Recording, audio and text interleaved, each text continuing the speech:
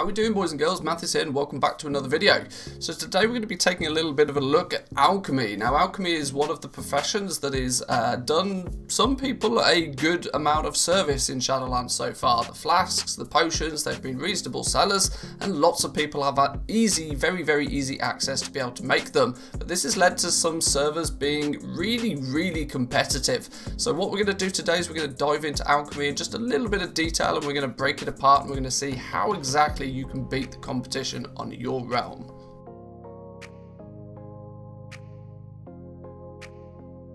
Okay, so alchemy is an interesting profession in Shadowlands, mainly because there's almost zero barrier to entry for any of it. And what do we mean by barrier to entry? Well, there's no real skill involved with being an alchemist as it stands right now. The requirements, I believe, you need a level 48 or higher character, because that's the point to where you can get into Shadowlands and you can learn Shadowlands alchemy.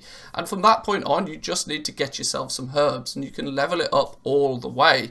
For example, my alchemist is still only level 51. I've done the more introductory quests and that's about it.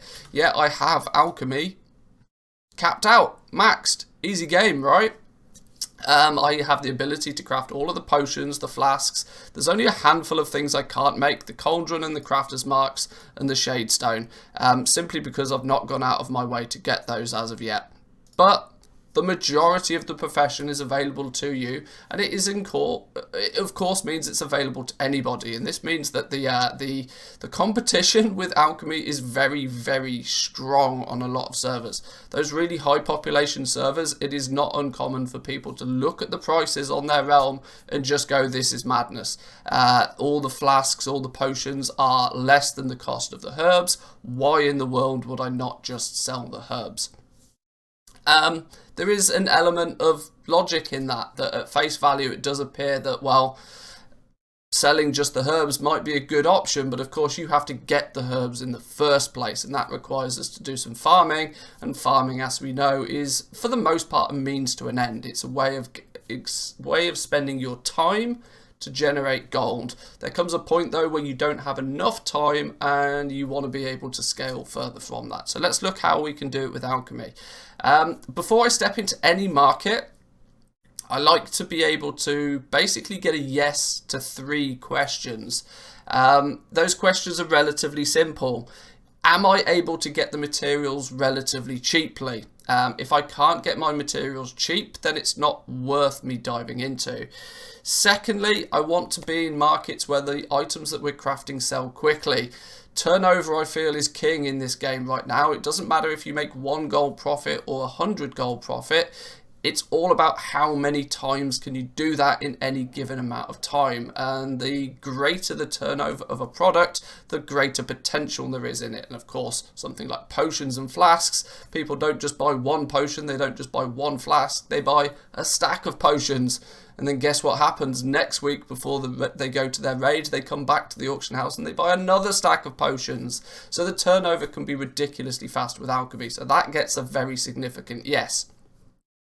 And the third question I like to ask myself before stepping into any market is it something that can be scaled? We are only one human being and we only have 24 hours in our day. We want to be able to take this to a scale that is beyond the feasibility of just us being self-sufficient. So what do I mean by this? I mean that, well, we don't want to be going out there farming to get the herbs, to craft the potions and flasks to then sell, because we're going to find the bottleneck is in just how much time we're willing to spend on farming. This is a good way to start.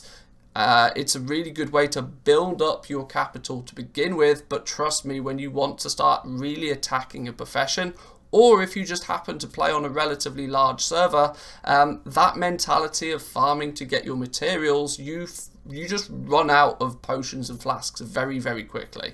So we want to look at a way that we can scale this greatly. So we got to do a bit of research first, and the way we do our research is we go and we look at the resources that we have available to us. My favorite one, let's just jump over here real quickly. We'll talk about this in a second. My favorite one is, of course, the Undermine Journal. For the purpose of today's video, we're going to focus on the Spectral Flask of Power, but you can replicate this for all of the different potions. And it doesn't even necessarily need to be alchemy. You could replicate this for the other professions as well. But this is the process and the mindset that I go through when trying to get into a new market, to firstly make sure that it's going to be profitable, and secondly to get a good understanding of just exactly how competitive it's going to be or how much profit there's going to be made in it. So we're going to look at the price of the flask to start with. We're going to take some numbers. We're going to go onto the Undermine Journal, and the graph that I'm interested in is this pricing heat map. What I'm trying to find out here is exactly the period during the week when I can sell my flasks for the highest price. There's no point me selling them super cheap all week long because I don't need to. If you've got the opportunity to sell a big stock of items at a certain point in the week and sell them for a higher price, why would you not do that? So looking at my realm, your realm's prices are obviously going to be different. I recommend you jump onto the Undermine Journal and, repeat this process for yourself. But we can see very clearly here that as of sort of Tuesday morning and Wednesday is where the price of the flasks tends to be at their greatest point during the week. Now this is no surprise, right? Let's think about this logically for a second. Tuesday, people are planning to they're kind of in preparation mode for the raid that is about to happen the next day. Alternatively, in the EU, they're also trying to very quickly finish that Mythic Plus dungeon for the week, get their plus 15 done, whatever their goal or their achievement is. Tuesday is the last day for them to get things done, and Wednesday, of course, is once it's reset and you can all go and do it again. So it makes somewhat sense that those are the 2 days in the week where the price of the flasks is traditionally that little bit higher. So we're going to take it looks to be relatively fair to say 575 gold is a price that we should quite comfortably. There's almost 48 hours where we could be selling our flasks for that value, and we should see some good sales at that point as well, because the likelihood is the demand is there as well. So let's plug into our spreadsheet 575 for the recommended sale price of our flask. Let's just delete these for a minute. It will all start to make a little bit more sense in a second. This spreadsheet, by the way, is part of my Shadowlands cheat sheet. You can have access to this. It is totally freely available to anybody. The link to the cheat sheet is always pinned in our Discord, so I'll leave a link in the Discord down below. The reason I give the link in the Discord is it just means I can keep it up to date in one location, and you can always jump back there and get the most up-to-date version of the spreadsheet. But so we know now roughly what we hope to sell our flasks for. We need to find out roughly how many flasks we can sell though. Now we can't get 100% numbers on this, but if you use Trade Skill Master you can get an indication. If you hover over the item that you're looking at, you will see that in the Trade Skill Master tooltips it does show you the regional average daily sold. So this is indicating that 485 flasks are sold on average on each realm per day. Now this is only a ballpark number though, because realistically nowadays there's no such thing as an average day. You're going to see huge demand for an item on one day and next to no demand for that item on another day, and so of course your average meets in the middle. But what we can do with this number is give ourselves an indication of just how many could possibly sell in a week. So we're going to take the number 485, we're going to plug that into our spreadsheet. Average daily sold 485. And that's going to mean that if you were able to fully supply your realm, on average, you could potentially sell close to 3,400 flasks a week. Now, of course, there are other goblins on your realm and the competition will be stiff. You may not have as much success selling this amount, so I certainly wouldn't craft that amount in one go to begin with, but you'd want to take a fraction of that. See what you're comfortable with. Start slow and build it up, but don't overestimate just how much demand that is on your realm until you've done a bit of testing. But let's look at the materials now. We've got to do the same thing as what we did with the flask itself. We know how much we want to sell it for, but we need to find out, well, just how much is it going to cost us. And in true fashion, the Undermined Journal can do this for us again. We're going to use the exact same price chart. For the moment, we're looking at the Nightshade, one of the core components of the Flask. And we're going to look at the pricing here, and we're going to see, right, well, there's actually a huge variety in the price of Nightshade across the week. At those peak times when people are when the flasks are expensive, hey, no surprise to anybody, the cost of the herbs is also expensive. But if we look to a cheaper part of the week to buy our herbs, there are periods in time where we can probably get our herbs for around 33, 34 gold a piece quite comfortably. That should be our target price for this one at least. So let's plug that in.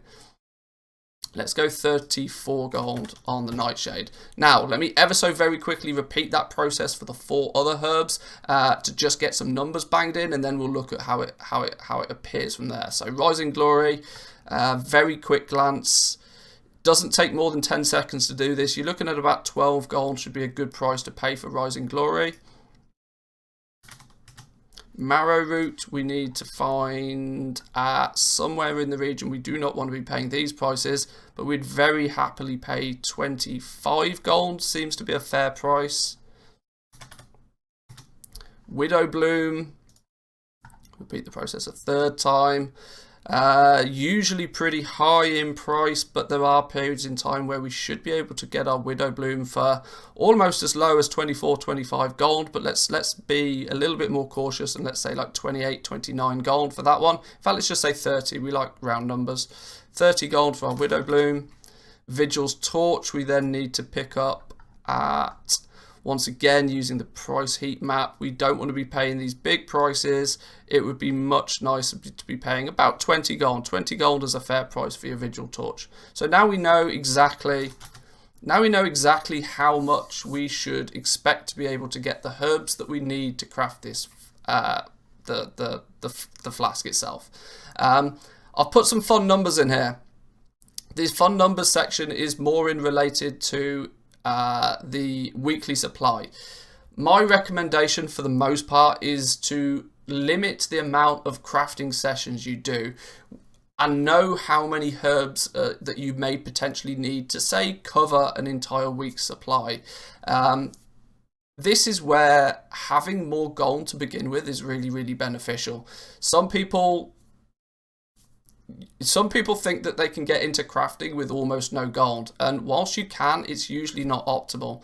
My recommendation to most people is get out there and do your farming until you've got in the region of about 1 million gold. It sounds like a high number, but it means you can then throw 100,000, 200,000 gold at a single profession and really do it properly. Until that point, you're just kind of dabbling, you're almost being very amateur about it. If you really want to make the good gold from the professions in Shadowlands, you've got to attack them head on and with a bit of gusto and with a bit of planning. And then if you do it this way, you can see very quickly it could cost you, if you wanted to craft 3,500 flasks, it would take you, you can make 1,800 flasks in an hour. It's going to cost you 800,000 gold an hour just in the crafting cost. So you can see this is why having a lot of gold in the first place is important. You want to limit your crafting time down. You want to say, right, on a Sunday evening, I'm going to spend an hour, I'm just going to press craft all, and I'm going to leave my account going, and it's going to churn through and make all of those flasks, and it's going to make you a week's worth of supply. Now, of course, you don't take all of those flasks and put them all on the auction house in one go, because you flood the market and everybody's going to undercut you, and then you've got to cancel scan, and it's a nightmare. But you've got to take into consideration this daily sold, and you've got to try and meet the demand when it's there. So this is how I go about getting up and running in any new profession, and you can see that even in an age where anybody has access to craft these, simply just going to the auction house, buying materials, crafting, and trying to sell all in one section and doing it very narrow-minded is not going to get you anywhere, unfortunately. The competition is too stiff nowadays. The other players out there are too hungry for that gold as well, and strategies have moved on from the past of where you could just post on the auction house and things would sell. But if you focus on getting your materials cheap, you've answered that first question that we started at the beginning. Can I get the materials cheap? Well, it does appear that I can get them relatively cheap, and I can get them at a profitable price. So yes. The second question we looked at was, can we sell these things quickly? And well, we can sell, in theory, nearly 500 flasks a day if we were fully supplying our realm. Of course, these are average numbers, but that does indicate that it sells very, very well. We can actually clarify that by looking at the sell rate as well. There's a regional sell rate of 0.26, which in real numbers basically means that 26% of the flasks that get listed on the auction house end up selling. So that's actually a really, really good sell rate. So yes, we can definitely sell these items fast. And the third question we asked ourselves at the beginning is, can we scale this? And of course, the answer to this now, if we choose to not go out and farm our materials, is absolutely we can scale this. We can dedicate just a single hour to crafting. We can do a 3-minute shopping scan each and every day to see if we can get our herbs at or as close to our target price. I mean, preferably cheaper, obviously, but if we do a 3-minute shopping scan once a day, can we buy our herbs at the price that we're happy with, knowing that once we've bought them, we can craft them. When they appear and they're at a good price, we have the goal to be able to attack it and buy lots of them. I mean, you can see, for just an hour's worth of crafting, just a single hour's worth of crafting is going to churn through 7,200 of each herb. Now, just think about how long it would take you as an individual to go out there and farm that amount of herbs. This is why you need to be able to operate at scale, but as long as your auction house has herbs available, then absolutely this can be done at scale. So there we go, boys and girls. I'll leave it there. I won't ramble on too much further. This is how I go about focusing on any new market that I plan on stepping into.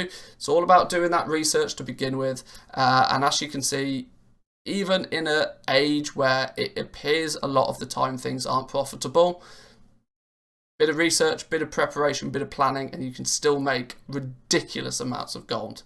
So if you enjoyed the video, boys and girls, remember to give it a like. If you're new around here, remember to hit the subscribe button. And of course, if you're a regular to the channel, welcome back, and I hope you enjoyed.